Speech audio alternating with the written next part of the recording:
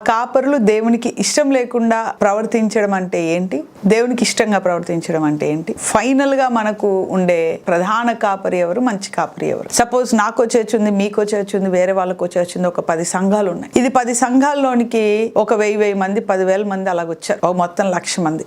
So ఇక్కడున్న వ్యక్తి అంటాడు ఈ 10,000 నా మంద, నేనంటాను ఈ 10,000 నా మంద, యువతల వాళ్ళు అంటారు ఈ 10,000 నా మంద. అప్పుడు నేనేమంటాను, ఉదాహరణకి చెప్తున్నాను, సో నా మందలో వాళ్ళు ఇది మీరు నా మంద, ఈ 10,000లో ఎక్కడైనా పక్క చర్చికి పోతే మీకు నాశనమే, మీకు ఇదే అదే అని భయపెట్టేస్తాను. అవతల వాళ్ళు నా 10,000 నా మంద, మీరు వేరే దగ్గరికి పోవద్దు, వేరే చర్చికి వెళ్ళారంటే మీ పని అయిపోద్దని ఇంకొక ఆయన బెదిరిస్తారు. ఇలాగ గొర్రెలన్నీ బెదిరిపోయి వామ్మ ఈయనతో ఎక్కడ ఎగుతాం మనం, వేరే దగ్గరికి వెళ్ళిపోదామని చెదిరిపోతున్నారంట. సో రకరకాలుగా కాపరులు గొర్రెలను బెదిరిస్తున్నారంట. అందుకే ఇక్కడ ఏమంటున్నాడు, భయపడకుండాను బెదరకుండాను ఉండే రోజు ఒక రోజు వస్తుంది, అప్పుడు నా కాపరులను నేను ఏర్పాటు చేసుకుంటాను అని దేవుడు సెలవిస్తున్నాడు. అయితే నా సంఘానికి ప్రజలు వచ్చినా, మీ సంఘానికి ప్రజలు వచ్చినా, అది మీ మంద కాదు, నా మంద కాదు. ఎవరి మంద? అది దేవుని మంద.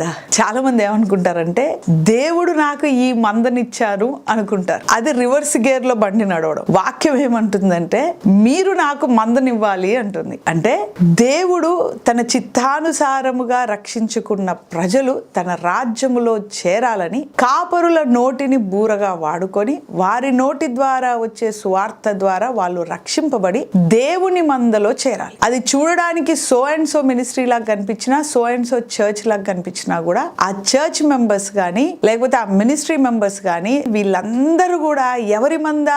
ఆయన మంద.